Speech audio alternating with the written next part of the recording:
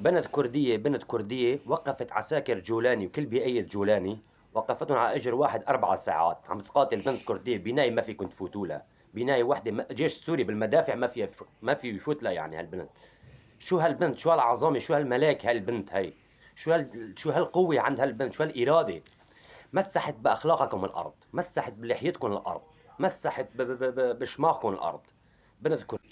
شوف هلا احتراما للحلق اللي حيطه بإذنك، ما راح أغلط عليك، نحن بنحترم الأنوثة يعني.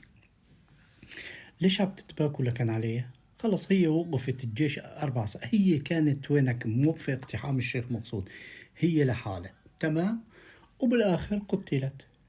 ليش يعني ليش عم تتباكوا عليها وليش عم تنشروا صورة انه هي ملك؟ هي مقاتلة، والمقاتل اللي عجبها بيقتل او بده ينقتل، يعني وحده من التنتين. ان قتلت ايش تريد يعملوا لها يعني؟ مثلا يعني ايش تريد يعملوا لها يعني؟ يسفقوا لها ولا ليش عملتوها ملاك وعملتوها طاهر؟ وبعدين انت يعني حيطلي حلقك وطالع تتباهى وحاطط هاي ليش ما كنت انت محله؟ ليش بارك لي ورا الموبايل، وبارك لي على التيك توك، وبارك لي ما بعرف ايش، وعم بتشوح وبتنوح مثل الارامل؟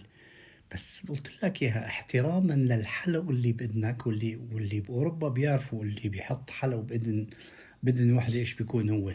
بيكون منتاح يعني. فيا منتاح يعني حاجة الدعوة المظلومية كانت عم تقاتل وقتلت وانتهى الموضوع.